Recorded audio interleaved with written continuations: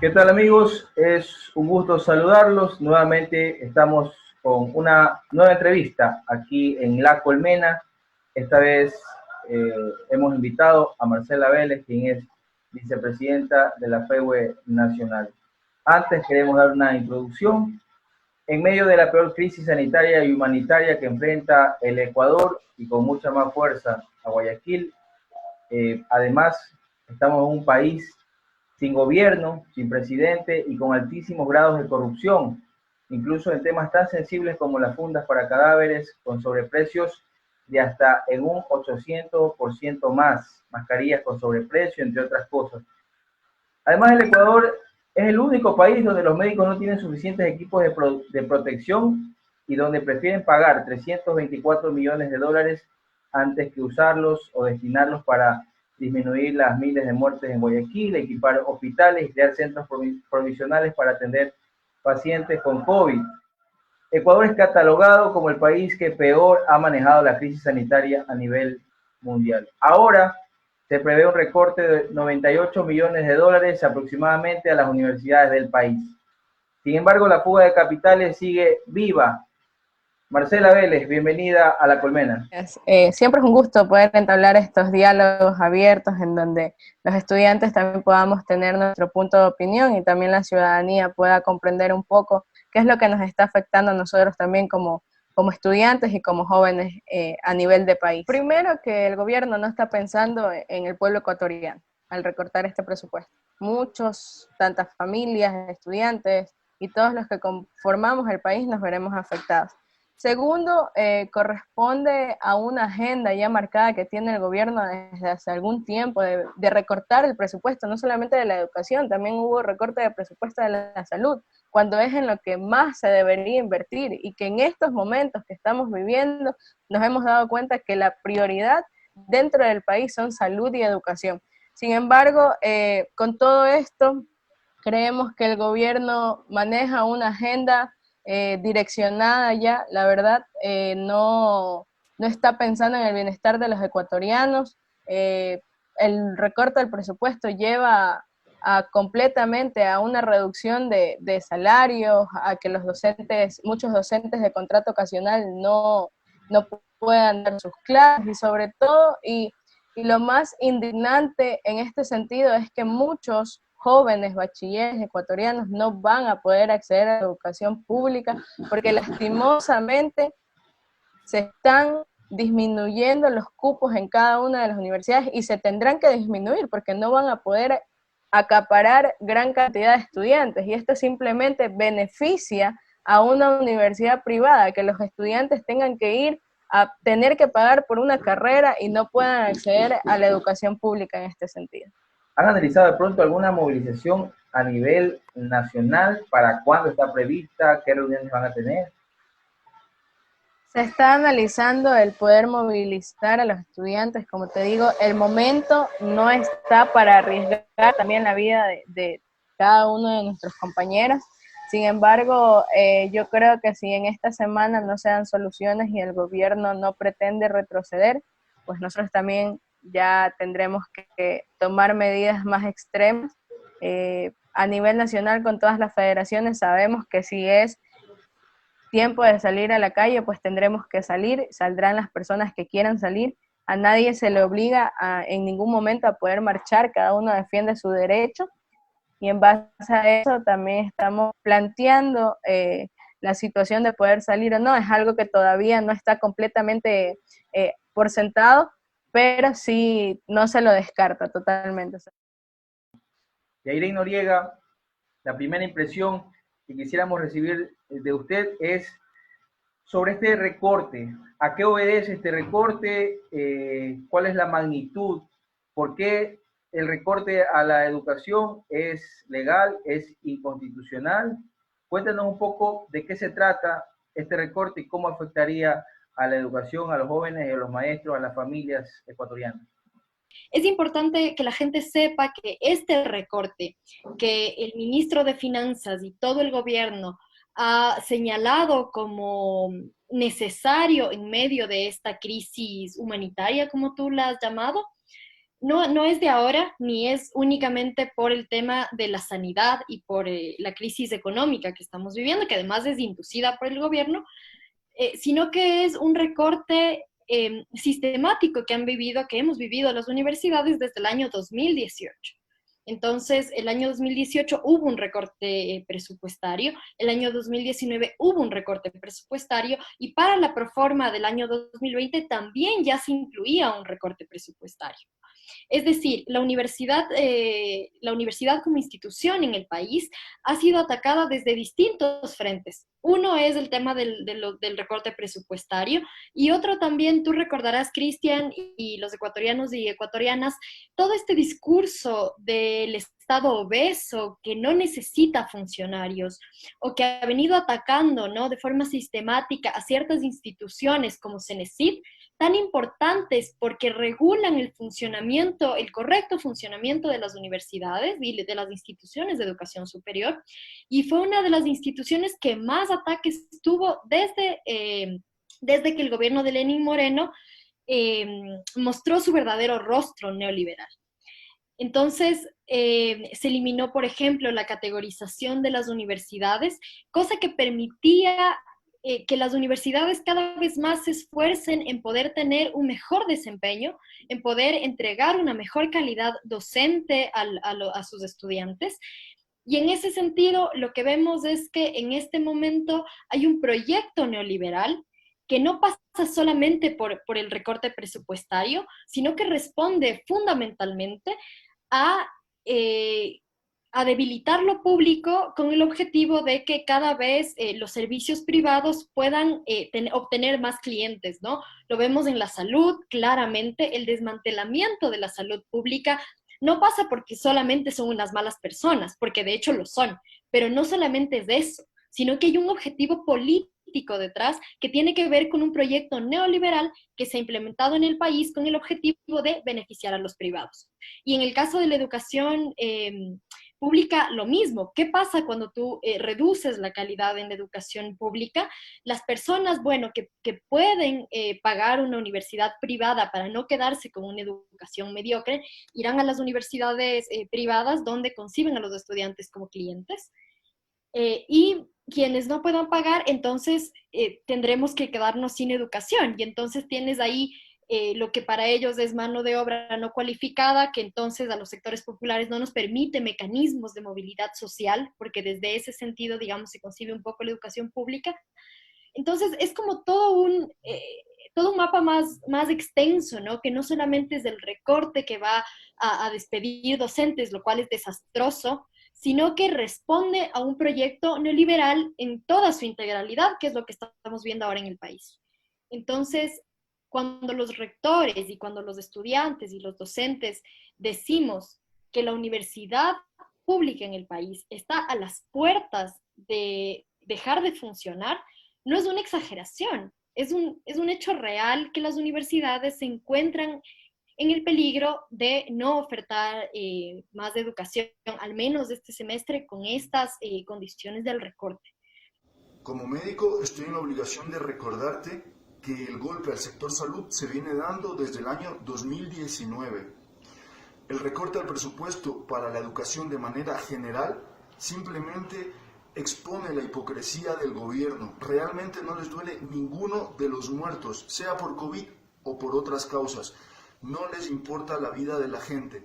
El momento en que recortan el presupuesto para la educación, simplemente le están quitando el derecho al Ecuador entero de que cada año cuente con más profesionales de salud.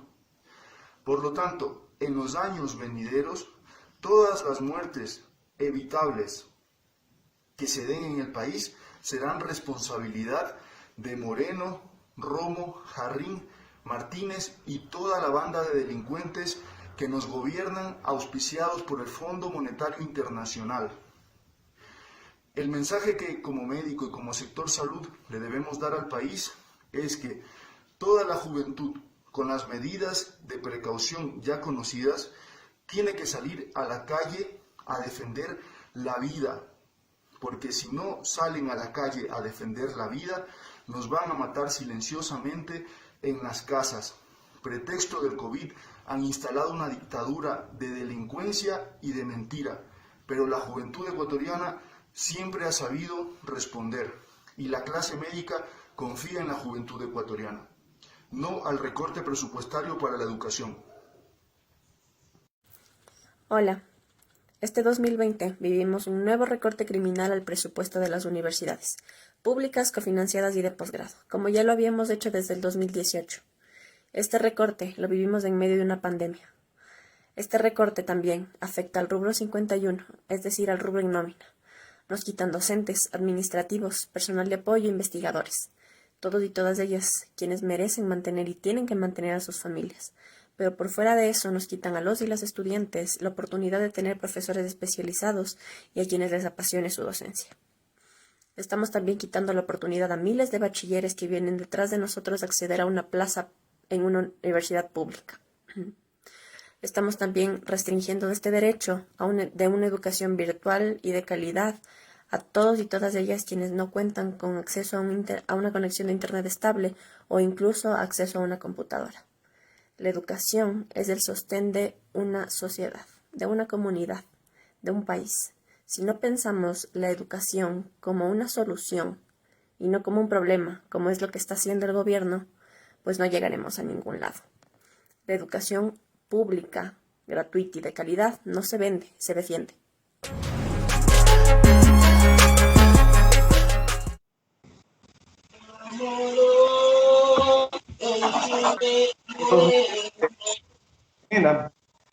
El día de hoy vamos a tener una tertulia sobre una de las medidas que más ha afectado, una de las medidas más devastadoras porque se han tocado los derechos fundamentales. Bueno, desde la llegada del COVID ya se preveía que las afectaciones iban a ir más allá de los contagios o los decesos causados por el virus, ¿no? Que iban a ser más que todo en las clases trabajadoras y en los estudiantes. Aquí estamos para analizar estos temas con dos abejas de la colmena, María Gabriela Mora y Jordan Arroyo. Asimismo nos acompaña como un invitado el profesor Hernán Reyes, profesor de la Universidad Andina y de la Universidad Central. Profesor, indíqueme cuáles serían las consecuencias para la calidad de la educación de estas medidas que se han tomado últimamente. Bueno, buenas tardes, gracias por la invitación. Yo querría primero hacer una suerte de aproximación al contexto que permite que nosotros nos expliquemos el porqué de las medidas tomadas por el gobierno o que pretende tomar el gobierno en cuanto a la reducción del presupuesto para la universidad pública en Ecuador, las universidades públicas del país. Creo que la pandemia del COVID-19, lo que ha recordado, es lo que está en el fondo marcando la política en el Ecuador, o la defensa del capital, la defensa del sector privado, la defensa de la mercantilización de la vida social, o la defensa de los derechos de las personas, la defensa de los servicios que el Estado puede brindar a la ciudadanía. Y creo que en esa tensión y en esa lucha han aprovechado las actuales autoridades del gobierno de Lenín Moreno para intentar asestar un golpe, yo diría brutal. Algunas personas han hablado de golpe criminal, a lo que significa uno de los sectores imprescindibles, estratégicos, diría, de la vida ecuatoriana, no solamente a nivel del presente, sino del futuro, el cual es el sector educativo. Las dos medidas últimas, la eliminación del bachillerato internacional, que afecta a 77 establecimientos educativos fiscales y fiscomisionales en el país, cuyos estudiantes ya no podrán acceder a esta modalidad que les permitía de alguna manera elevar el nivel de su calidad en cuanto a la educación y poder aspirar a puestos, yo diría, importantes en cuanto a becas y en cuanto a educación universitaria. Y por el otro lado, esta medida inconsulta, ilegal, yo diría antiética, de pretender reducir en casi 100 millones de dólares los recursos previstos para las universidades, para las 32 universidades públicas con que cuenta el Ecuador, no hacen sino mostrar la verdadera cara del gobierno, es decir, quererse aprovechar de esta crisis social, de esta crisis económica, para asestar los golpes que no han sido capaces de hacer en situaciones de normalidad. no han sido capaces de hacer porque precisamente la incapacidad, la ineptitud para el manejo de la cosa pública, que ya se demostró de manera clara en el manejo sanitario de la crisis del COVID-19, sobre todo en la ciudad de Guayaquil, pero ahora que se está sintiendo también en otras ciudades del país, ahora quiere trasladarse al sector educativo. Esa es la explicación estructural, diría yo, del por qué el gobierno está actuando como quiere actuar y yéndose en contra de la propia Constitución que prohíbe expresamente, lo da como un caso de excepción, el que no se toquen ni se utilicen recursos de la educación y de la salud. El gobierno lo está queriendo hacer a través de un simple oficio circular que hace un par de semanas emitió la Subsecretaría de Finanzas para intentar cortar de golpe el financiamiento de universidades públicas, con lo cual estaría afectando alrededor de 400.000 estudiantes en todo el país. Muy bien, doctor. Jordan, tú como estudiante de la carrera de medicina de la Universidad de Guayaquil, ¿cómo sientes que ha afectado a los estudiantes este recorte?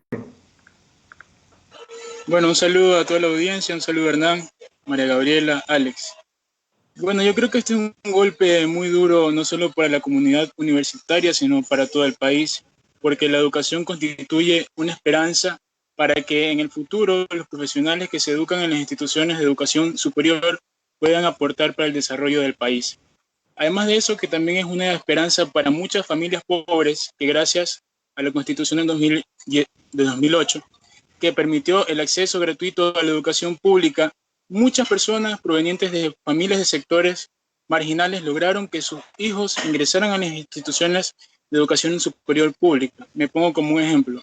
Yo formo parte de la primera generación de mi familia que está cursando una carrera universitaria. Mi mamá, mi papá, mis abuelos no pudieron cursar una carrera universitaria por las complicaciones que existían en esa época. Y nosotros somos la primera generación. Yo nací y vivo en un barrio urbano marginal de Guayaquil, Flor de Bastión, un barrio que no cuenta con los servicios públicos los servicios básicos a pesar de 20 años de administración social cristiana. A pesar de eso, el acceso a la educación gratuita ha permitido que nosotros podamos mejorar nuestro nivel de vida. Mi hermano mayor es profesional, está estudiando un doctorado, yo también estoy estudiando.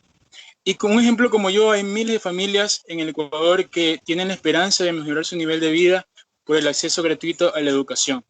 Actualmente la educación pública no está en las condiciones más óptimas que digamos. Hubieron importantes inversiones en el gobierno anterior a la educación pública que ayudaron a mejorar la calidad, pero no está en su totalidad. Y sabiendo que la educación tiene muchas falencias, aún el reducir el presupuesto es realmente inmoral y es ilegal, porque el artículo 26 de la Constitución establece que la educación debe ser un eje prioritario de la política pública del gobierno. Además de que es otra de las múltiples violaciones a el plan de gobierno con el cual él ganó. Recordemos que el plan de gobierno estaba compuesto por varios ejes. El tercer eje hablaba de las 12 revoluciones, o sea, una maravilla. El punto 7 de la revolución 7 hablaba de la revolución educativa, en que prometió que iba a construir nuevas universidades, que iba a duplicar el gasto en educación. Bueno, sabemos que hoy eso es una gran mentira. Lo que ha hecho es todo lo contrario. Y no tenemos que sorprendernos porque esta reducción al presupuesto de la educación no es nuevo. Si nosotros comparamos el presupuesto general del Estado del 2018 y del 2019, vemos que en esos años existió una reducción de aproximadamente 25 millones al presupuesto de educación. O sea, desde que inició el gobierno ha ido restando inversión a la educación. Estas cifras las podemos encontrar en la página del Ministerio de Finanzas. Jordan, una pregunta. ¿Tú crees que es contradictorio de alguna manera que el gobierno diga que está haciendo su mejor esfuerzo para combatir la pandemia y recorta la educación, teniendo en cuenta que a través de la investigación en universidades es fundamental, es una herramienta fundamental para enfrentar pandemias como esta y futuras? ¿Qué opinas de eso? Claro, yo opino que el gobierno ha mostrado una línea muy marcada de cuáles son las prioridades. Desde que inició el gobierno, empezó perdonando millones de dólares a los empresarios, a los grandes grupos económicos. Y ahora, en la crisis del COVID-19, ha priorizado el pago de la deuda externa antes que la educación y la salud. Esos miles de millones de dólares que se pagó el Fondo Monetario Internacional y las instituciones financieras internacionales pudo haber servido para mejorar la educación, para mantener la inversión en educación y aumentar la inversión en salud pública. Maga, estos últimos 3 años de gobierno se ha visto una especie de satanización de lo público, ¿no?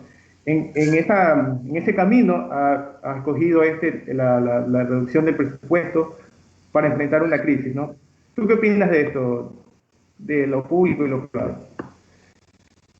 Buenas tardes con todos, a la audiencia, gracias por estar con nosotros el día de hoy en esta entrega del Avispero. Gracias Alex, gracias Jordan y gracias Hernán por tu presencia y por compartirnos tus conocimientos y tu opinión al respecto. En realidad me parece súper interesante lo que nos has manifestado en esta tarde de hoy, un poco la experiencia como docente de la universidad pública y cómo está afectando las últimas medidas por parte del gobierno nacional respecto del recorte presupuestario. Como tú lo has dicho y como ya hemos mencionado, Alex lo ha dicho, Jordan también, esto es ilegal, inmoral, incluso va en contra del plan de gobierno por el cual en algún momento el actual presidente del Ecuador hizo campaña política y nos esperanzó a todas de alguna manera. Pero aparte de eso yo quisiera agregar que no solamente es que es inconsulta, como tú efectivamente lo has mencionado, Hernán, sino que aparte es inconstitucional. Al respecto de esto, no solamente que conlleva este recorte presupuestario a que muchos maestros se queden desempleados totalmente, sino que definitivamente los estudiantes no van a poder tener una educación de calidad. ¿Cuál es la postura de la universidad, o en este caso de los maestros, Hernán, antes de responder la pregunta de Alex, en cuanto al recorte presupuestario en el aspecto o sea, que es inconstitucional? ¿Ustedes van a tomar alguna acción legal? ¿Cuál es la postura al respecto? Bueno, en realidad se ha conformado inmediatamente que se supo de la intención del gobierno nacional de efectuar este drástico recorte. Se conformó, hubo asambleas en las distintas facultades. Puedo tener mucha más cercanía para hablar de lo que ha acontecido en la Universidad Central del Ecuador, que es una universidad donde estudian alrededor de 40.000, tiene alrededor de 40.000 estudiantes y alrededor de 4.000 y algo más entre profesores y trabajadores. Y en la Universidad Central inmediatamente se movilizaron, digamos, los distintos sectores, las organizaciones, las asociaciones, los sindicatos, porque en realidad, y más allá de defender tal o cual interés particular, lo que se estaba siendo atacado y lo que todo el mundo de inmediato se dio cuenta es que estaba siendo atacada la educación pública en su núcleo, en su centralidad. No nos olvidemos que la educación pública es una educación gratuita que precisamente permite, como ya lo dijo Jordan, creo que con un ejemplo de vida muy claro, permite a aquellos sectores de clases medias, medias bajas y sectores populares que no podrían acceder si estuvieran confrontados al hecho de estudiar en un sistema de libre mercado, es decir, donde se privilegia la educación pagada, la educación privada, no habrían podido estudiar, no habrían podido de realizarse en el plano personal, en el plano profesional. Y creo que este es un proceso que implicó un cambio fundamental, yo diría, y un salto cualitativo enorme de lo que era la universidad ecuatoriana hace 15, 20 o 25 años. Me parece que este ha sido uno de los avances más grandes que ha tenido el país. Y si bien es cierto, no fue un proceso perfecto, quizá todavía hay mucho más que mejorar y siempre hay aspectos que perfeccionar cuando se trata de estos temas centrales de la sociedad ecuatoriana. No es menos cierto que la universidad pública se colocó no solamente a la par, sino en muchos aspectos por encima de la universidad privada. Yo puedo hablar, por ejemplo, soy profesor de la Facultad de Comunicación de la Universidad Central y de la Universidad Andina, que es una universidad de posgrados. Y puedo dar fe de que la mayoría de estudiantes destacados, los estudiantes más sobresalientes para realizar el posgrado en comunicación o en otras especializaciones en la Universidad Andina, provenían precisamente de la Universidad Central del Ecuador, es decir, la universidad pública. Y esto implica que no solamente el Estado apoyó con recursos, sino que la propia universidad se reinventó y que la propia universidad pública, en este caso la Universidad Central, innovó y de alguna manera mejoró sus procesos de enseñanza-aprendizaje, aparte de que mejoró muchísimo también la infraestructura física y tecnológica para poder, como digo, prestar este servicio educativo de calidad a los estudiantes provenientes de los sectores más necesitados del país. Esto hace que la medida que intente hacer el gobierno sea todavía más repudiable, porque para ello utilizó a un personaje que no tenía ningún acercamiento con la realidad ecuatoriana, El señor Agustín Albán, el actual secretario de Cenecit, es alguien que ha trabajado desde hace muchísimos años en México y que de lo que tengo yo como antecedente de su cercanía con la educación universitaria es que era socio accionista o uno de los dueños de una universidad de élite en la Ciudad de México. Es decir, su visión es netamente empresarial. Es un empresario dedicado a la educación superior o a la educación universitaria. Y desde ese punto de vista trajeron a este personaje de México y lo colocaron al frente de Cenecit para, yo diría, destruir lo que estaba hecho, destruir el proceso que se estaba gestando. Felizmente, creo yo, la Universidad Ecuatoriana, la Universidad Pública Ecuatoriana, ha reaccionado al unísono. Yo no siento que haya un solo decano, un solo rector, un solo profesor, un solo docente universitario que en este momento esté orillándose en los argumentos del gobierno, que son argumentos por demás, diría yo, deleznables, porque lo que está diciendo es algo así como que contratando a ciertos periodistas, porque esto no puede ser siquiera un alineamiento ideológico, sino quizá una pauta, como se suele decir, un pautaje económico, para que ciertos periodistas y muchos trolls, por cierto, en redes sociales, estén intentando vendernos la idea de que hay sobresueldos, hay sueldos estratosféricos en la universidad pública y de que los docentes estamos prácticamente holgazaneando, de que somos pipones y que por supuesto se nos puede subir tranquilamente la carga horaria semanal y que se puede tranquilamente utilizar la infraestructura universitaria que está subutilizada. Y por eso se habla de cosas tan absurdas como querer que haya cursos en la Universidad Ecuatoriana ahora en pleno siglo XXI, donde existan 100 estudiantes en un solo paralelo, o a nivel presencial al menos 40 estudiantes, que es el tope que se tenía en la Universidad Central para poder dar una clase. Y esto implica desconocer profundamente el proceso educativo universitario y desconocer la función de la universidad, que no solamente es dedicarse a dar docencia, sino preparar clases, investigar para preparar las clases, investigar como proceso fundamental de la universidad frente a la sociedad. Entonces, no solamente es una mezcla de ignorancia, sino, digo yo, de mala fe en el sentido de beneficiar a las universidades privadas, que por supuesto son cofinanciadas, no sufren como sufre la universidad pública, que es 100% financiada con recursos del Estado, como se está haciendo ahora con esta intención manifiesta por parte del ministro de Finanzas, por un lado, que es el ejecutor, el brazo político, llamémoslo así, económico, y por el otro lado, con la argumentación absolutamente falaz que está manejando en medios y frente a la opinión pública por parte del señor Albán, que está prácticamente desnudando su incompetencia para poder entender en lo más mínimo que es enseñar en una universidad en el Ecuador en el siglo XXI.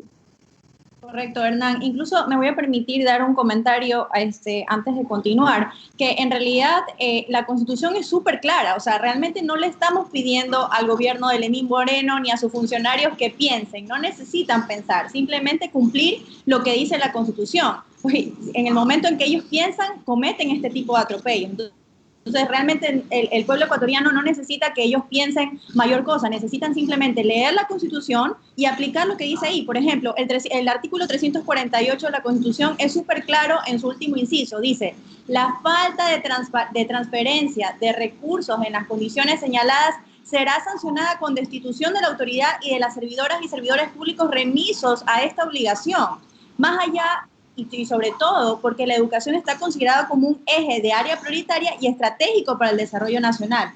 Al respecto, por ejemplo, tenemos en Facebook que nos comenta Freddy Paul, que dice, ayuden para que no desaparezca el bachillerato internacional. Los adolescentes también tienen derecho a una mejor educación. Sí, así es, y por eso quizá la propia Comisión de la Educación de la Asamblea Nacional ha emitido las últimas horas un fuerte comunicado que no es solamente una reprimenda a esta acción, yo diría incompetente, inconsulta e ilegal e inconstitucional de parte del gobierno, sino ya una demanda. Están exigiendo al gobierno y al ministro de Finanzas fundamentalmente que dé cumplimiento a lo que la ley manda, que restituya los recursos que pretende quitar a la Universidad Pública Ecuatoriana y finalmente está allanando el camino para llevarlo a juicio político. Por lo que a mí me preocupa es que, si bien es cierto, por un lado, esta comisión de la Asamblea está poniéndose en la posición correcta si es que finalmente se lleva a juicio político al ministro Martínez, no es menos cierto que habrá muchos asambleístas que finalmente quizá en esta mayoría escondida que el gobierno todavía parece tener con partidos como el Social Cristianismo y el Partido Creo, finalmente terminen o ya sea no enjuiciando al ministro o en el mejor de los casos que el ministro se vaya a su casa, sea destituido, pero que finalmente la política continúe, es decir, cambie la cabeza, cambie el funcionario, pero la medida siga adelante.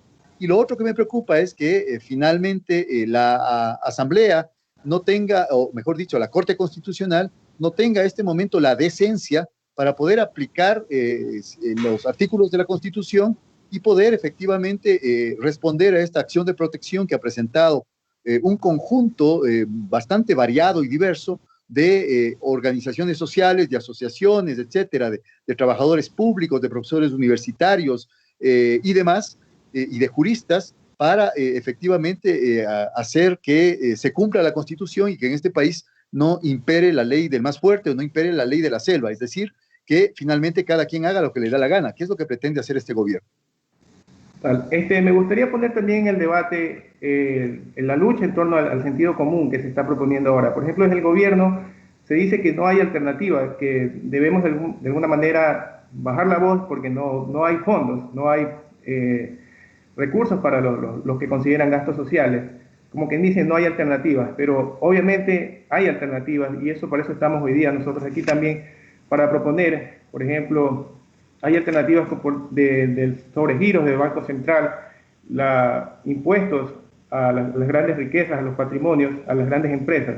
Yo quisiera poner en el debate eso, si es que es verdad lo que dice el gobierno de que no hay alternativas, de que únicamente esta crisis debe caer sobre los hombros de los estudiantes y los trabajadores. Bueno, es una falacia como tantas otras que el gobierno ha planteado, tanto así que el propio Consejo Universitario de la Universidad Central la semana pasada envió un completo documento muy fundamentado, elaborado por una comisión especial donde estaban interviniendo el Instituto de Investigaciones de la Universidad Central, junto con otras facultades de esta misma casa de estudios, y donde se planteaba una serie de puntos que tienen que ver con lo que tú mencionas, en el sentido de que hay otras fuentes de recursos de la cual el gobierno puede echar mano si es que tuviera voluntad política, efectivamente, de no tocar los sectores estratégicos del país, en este caso educación y salud, y finalmente sí tocar los bolsillos de aquellos sectores de poder económico a quienes se les ha perdonado las deudas. Se ha venido insistiendo y hablando desde hace mucho tiempo en que el gobierno ecuatoriano de Lenín Moreno no cobró o no quiere cobrar 4.500 millones de dólares a deudores, de que el propio SRI en los últimos años nomás es incapaz o ha sido incapaz de cobrar 1.500 millones de impuestos que deben ser pagados y que son fruto de la elusión o de la evasión de impuestos, y por supuesto el pésimo manejo que ha hecho el gobierno de Moreno de la deuda externa que él mismo ha contratado, ha hecho que de manera vergonzosa para el país, porque ha sido uno de los pocos países que prácticamente sin pedirle se apresuraron a pagar hace pocos días más de 200 millones de dólares o 300 casi de bonos global de los 2020. No ha hecho ningún esfuerzo porque prácticamente no tiene para eso ninguna capacidad para moverse a nivel internacional. La Cancillería simplemente, yo creo que está haciendo cuarentena en su casa, está completamente desconectado del escenario internacional, cuando otros países como Argentina han hecho una tarea y una labor muy fuerte de lobby, de negociación con sus acreedores internacionales para declarar moratoria o extender los plazos de prórroga de deuda externa. En pocas palabras, el gobierno de Moreno ha decidido privilegiar el pago de la deuda externa en situaciones de una crisis sanitaria, social y económica nunca antes vista en el país, en desmedro de la salud de los ecuatorianos y en desmedro de la de la educación de cientos de miles de jóvenes y del futuro de ellos y de sus familias. A mí me parece que es infame, no encuentro otra palabra, es infame, es cínica este tipo de postura, y es más cínico, como decía, que el gobierno eche mano de una campaña comunicacional, yo diría subterránea, oscura, siniestra. Se ha contratado, aunque se dice que estamos prácticamente en crisis y que están suspendidos las contrataciones en el campo de la publicidad, y ya hay en redes sociales las denuncias de que el gobierno ha contratado por varios cientos de miles de dólares, por ejemplo, creo que es la tercera parte del millón de dólares, campañas publicitarias, y eso es de lo que se sabe, porque a este paso nos vamos enterando de que el gobierno está cometiendo irregularidades, de que el gobierno está actuando a espaldas del pueblo ecuatoriano, prácticamente por 2 o 3 denuncias por semana.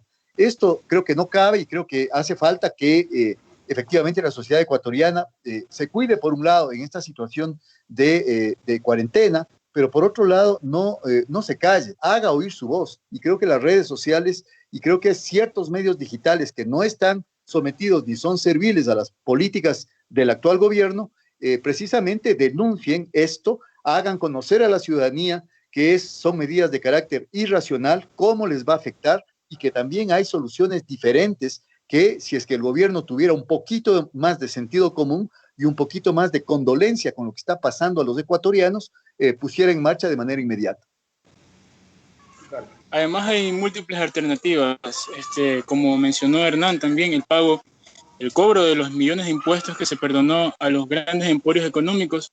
Y no nos olvidemos que uno de los sectores más beneficiados por la política del gobierno ha sido la banca.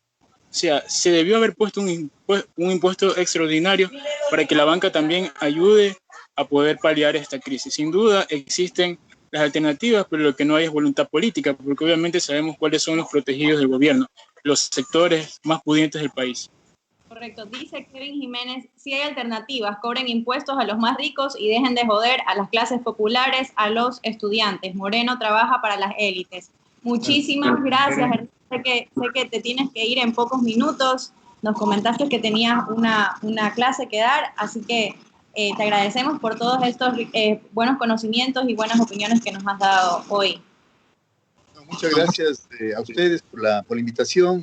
Encantado para la próxima ocasión en acompañarles nuevamente, pero quiero felicitarles, digamos, por esta tarea que están haciendo de poder primero aclarar ante la opinión pública la situación real por la que está pasando el Ecuador y de poder develar precisamente estos oscuros manejos que están detrás de lo que el gobierno pretende pasar por medidas de carácter técnico o por medidas que son imprescindibles y que no hay nada más que hacer. Siempre habrá soluciones distintas y todo depende con el cristal con que se mire y con la posición desde donde se actúe. Por supuesto, lo que menciona Jordan es absolutamente claro. Este gobierno está posicionado a favor de las élites, a favor de los sectores de poder, a favor de las grandes empresas, y desde ese punto de vista está queriendo hacer cargar sobre las espaldas de los más débiles, de las personas más vulnerables, de los sectores más pobres del Ecuador, precisamente estas medidas que tienen que ver con la salud por un lado, que tienen que ver con la educación por otro lado. La sociedad ecuatoriana no debe permitirlo, y no solamente tendremos que esperar hasta el 2021, cuando sean elecciones, y ya saber con quiénes nos enfrentamos, porque ahora están inclusive queriendo lavarse la cara.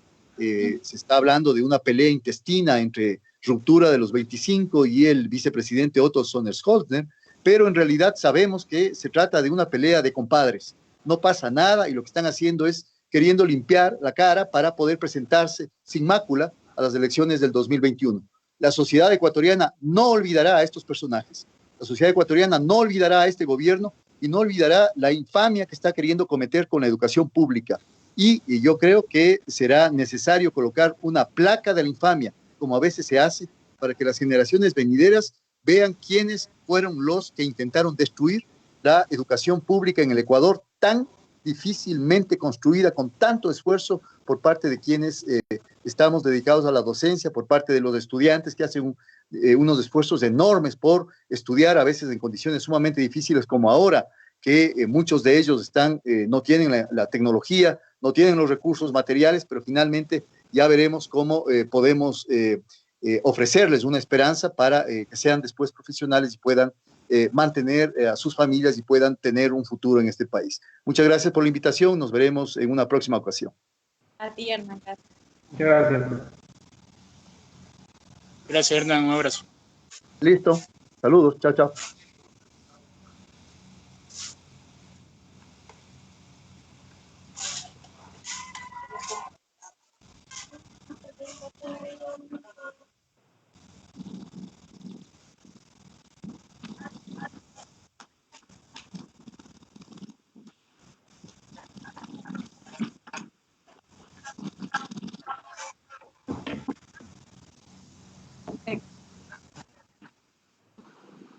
Sigamos, Alex. Yo creo que es importante hablar sobre lo que hicimos esta semana, que fue presentar el plan de acción urgente para salvar a Guayaquil del COVID-19 a Cynthia Viteri. Justamente hace un par de horas también recibimos una respuesta por parte del municipio. Creo que hay que empezar explicando un poco en qué consistía este plan y cómo terminó, bueno, ahora con más de 15.000 firmas, a presentarlo al municipio y que esperamos que obviamente sea atendido por las autoridades, que es una propuesta popular.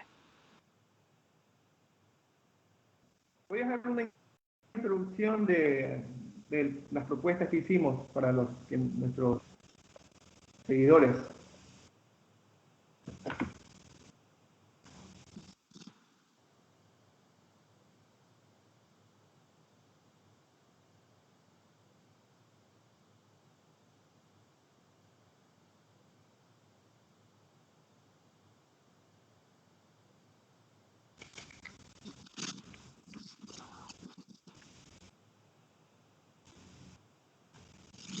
Alex, te escuchamos, sí.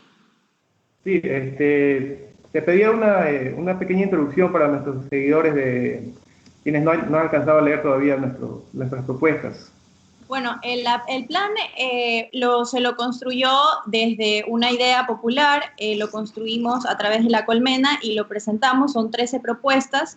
La primera de ellas específicamente es declarar de utilidad pública a todo el sistema de salud, especialmente las clínicas privadas. Estamos hablando del Hospital Naval, el Hospital de la Policía, las clínicas privadas Kennedy, Alcibar, Guayaquil y Omni Hospital. Algunas otras propuestas más como dotar de recursos, materiales e insumos necesarios para los trabajadores y los profesionales de la salud. El bono Vicente Rocafuerte, que consiste en una renta básica de cuarentena de $726 para quienes no tengan ingresos. Un plan de ayuda humanitaria internacional que habíamos denominado como Ideyo Noguchi, la suspensión del pago del alquiler de la hipoteca y de los servicios básicos, que no implica que se vaya a suspender el servicio, sino que más bien que se haga una tregua en el pago de ellos. Cero despidos, una política de cero despidos. Apoyo a las y los trabajadores de entregas a domicilio de Uber, Globo y otras más. El bono 15 de noviembre de $200 mensuales a nuestros héroes de la clase trabajadora. La propuesta número 9, que es una vivienda digna y adecuada para las personas en situación de calle, refugiados o hermanos migrantes. El 10, que es el congelamiento de precios de producto de la canasta básica. 11, que es transparencia en la información y la creación de un centro de datos para la toma de decisiones. Como sabemos, la información en estos momentos es de suma importancia porque es lo que nos va a permitir decidir y tomar acciones respecto de las políticas públicas que se deben ejecutar dentro de la emergencia. Que las Fuerzas Armadas pongan a disposición de Guayaquil toda su capacidad logística para cubrir con las necesidades que demanda esta pandemia y que la Junta de Beneficencia de Guayaquil haga honor a su nombre. Esas fueron las 3 propuestas que en un principio se elaboraron y que se presentaron al municipio de Guayaquil luego de tener actualmente ya más de 15.000 firmas. Total. Esas son las propuestas que hemos hecho. Me gustaría analizar, por ejemplo, una pregunta que vi en nuestras redes, una publicación de estas propuestas. Era de dónde, por ejemplo, van a sacar el municipio que se declara en quiebra, ¿no? Cynthia Viteri dice que no hay dinero, que el gobierno no le ha dado. ¿Dónde, por ejemplo, sacaría el municipio el dinero para estos bonos? ¿Qué propusimos? Por ejemplo, ahí vendría en juego la creación de impuestos especiales, por ejemplo, las grandes fortunas y a las grandes empresas de Guayaquil, que por ejemplo es conocimiento común que es una de las ciudades con más desigualdades en el país, donde hay cantidades enormes de riqueza en pocos sectores muy pequeños de la sociedad. Y de algún modo más o menos por ahí podríamos ir. Claro, me parece muy acertado tu comentario, además de que sería adecuado que el municipio hiciera algunos ajustes estructurales, como por ejemplo la reducción del personal, porque sabemos que el municipio de Guayaquil tiene una gran burocracia, entonces podría haber algunos ahorros que se podría realizar y también la disminución en gastos de propaganda, que últimamente han salido publicaciones de miles de dólares que la alcaldía gasta en propagandas. En esta época de COVID creo que esos recursos deberían ser destinados a ayudar a las personas en esta pandemia. Bueno, el día de hoy recibimos justamente una contestación por parte del municipio, en donde ya derivaron a la dirección de riesgo, me parece. Eso significa que están viendo aún el pedido, no hay una respuesta todavía oficial, o sea, definitiva, quiero decir. Pero, por ejemplo, de Secretaría General derivaron al director de Gestión de Riesgos y Cooperación para definir y para que se responda a la propuesta que se presentó sobre el plan de acción urgente para salvar a Guayaquil. Se supone que esto debería ponerlo de consideración la alcaldesa del COE cantonal, ¿verdad?, para que se puedan tomar estas medidas, porque hay algunas propuestas que no solamente le competen al municipio, sino también a diferentes niveles de gobierno, que tendrían que ser acogidas en conjunto. Yo creo que tendría que tener una respuesta por parte del municipio. Hay algunas opciones hay algunas propuestas que son netamente de sentido común, o sea, de haberlas hecho desde el inicio, como por ejemplo declarar de utilidad pública todas las clínicas privadas para atender a las personas, porque por encima de cualquier situación está primero el derecho a la vida. Entonces, hay algunas propuestas ahí que me parece que podían buscar la viabilidad siempre y cuando se tenga el deseo de servir por parte de las autoridades y de efectivamente salvar a Guayaquil de esta pandemia.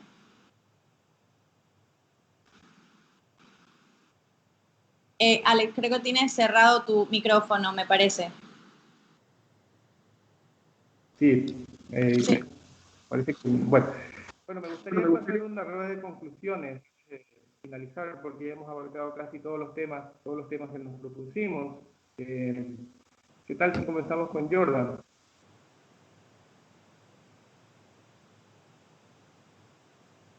Bueno, la conclusión es que debemos estar atentos y saber que esto de la reducción del presupuesto a la educación no es algo nuevo. O sea, inició el gobierno con los ataques a los proyectos educacionales emblemáticos como Yachay, como Iquian, etcétera, etcétera, a las escuelas del milenio que les llamaba elefantes blancos, etcétera, etcétera. El gobierno sistemáticamente también durante los años pasados, como mencioné, ya redujo el presupuesto de la educación aproximadamente 25 millones de dólares, 25 mil millones de dólares, y eso se lo puede encontrar en la página del Ministerio de Finanzas, todos esos datos. Entonces yo creo que los ecuatorianos debemos estar expectantes, debemos alzar nuestra voz de protesta ante esta medida que sin duda constituye un golpe duro para el país, porque no solamente se pone en riesgo el sueño de muchos jóvenes de escasos recursos que sueñan con una vida digna, sino que también se pone en riesgo el futuro del país. Que el futuro del país no solamente lo constituye la inversión pública en infraestructura, sino también el talento humano. Ese es el principal capital de desarrollo de todas las sociedades.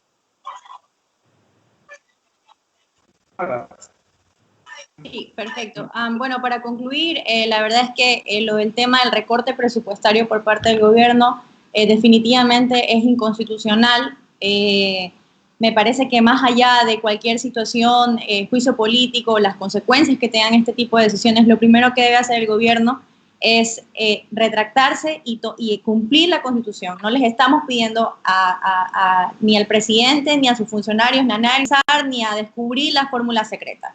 Las cosas y la norma es clara y está escrita en la Constitución. Simplemente lo que tienen que hacer es aplicarla y defender la educación. Hay dos temas que no se tocan en emergencia o cuando estamos en estado de excepción, ni salud ni educación. Me parece que la educación, al ser un área prioritaria y un eje estratégico para el desarrollo nacional, no puede ser tocada, más aún las universidades públicas, para que después esto se convierta en un privilegio y muchos de nosotros, jóvenes, no podamos acceder a la educación independientemente. Y aquellas personas que de pronto pueden tener acceso, por ejemplo, a las universidades privadas, sean solidarios con el resto de jóvenes que seguramente sí necesitamos estar en una universidad pública y que sí necesitamos que se provean de los recursos y que se cumpla la Constitución. Nada más que eso, no les estamos pidiendo que se pongan a pensar ni nada por el estilo, simplemente cumplir con la ley, cumplir con lo que dice, leer lo que dice la Constitución y aplicarlo.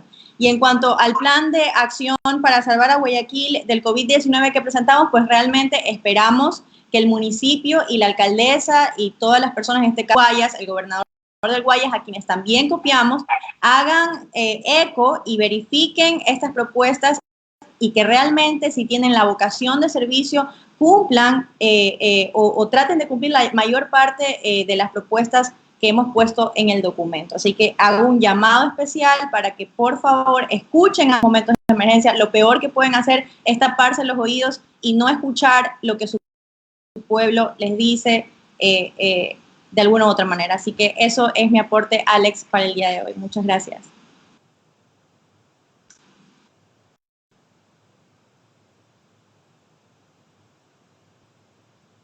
Muy bien, de acuerdo.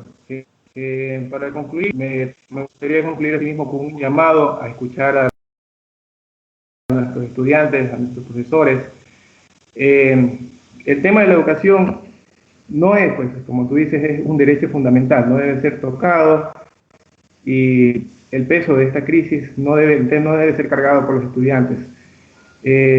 Bueno, también me gustaría concluir diciendo que es totalmente contradictorio. Por ejemplo, en la SPOL, en la universidad que yo estoy, ya se ha venido, por ejemplo, ya de hace muchos años, el tema de la falta de recursos. Por ejemplo, en la investigación biomédica, lo más caro son reactivos, equipos, y eso es una inversión continua y progresiva, más bien que la investigación que se quiera realizar en la universidad.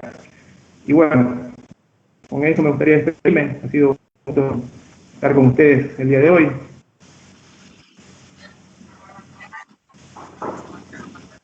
Perfecto. Hacemos un llamado también al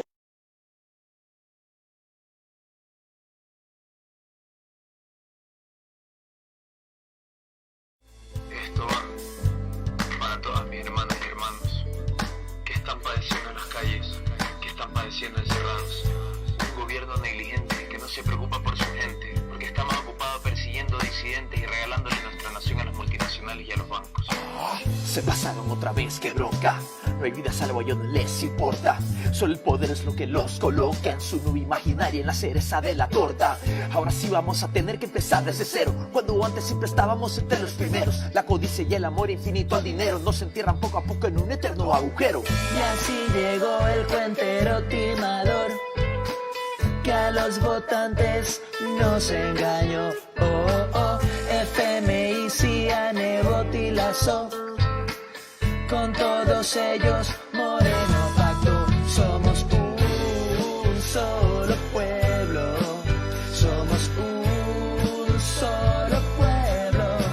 Somos un solo pueblo. Uno solo Ecuador. Yo te quiero. No quiero pelear yo soy conmigo. Solo te estoy mostrando el laberinto en el que estamos metidos por la gran desgracia de la atroz sumisión a la bancocracia. Ya no sé si esto fue natural o artificial. Parece una pesadilla muy descomunal en todos los sentidos. Muchas personas se han ido porque el mundo ha consumido mucha falacia neoliberal. Y apareció el títere dictador, con fuerza bruta y con un guión lleno de mentiras, lleno de traición. A despertar, vamos Ecuador. Somos un solo pueblo. Somos un solo pueblo. Somos un solo pueblo. Uno solo Ecuador. Yo te quiero. Somos un solo pueblo. Un solo pueblo. Somos un solo pueblo. Somos un solo pueblo.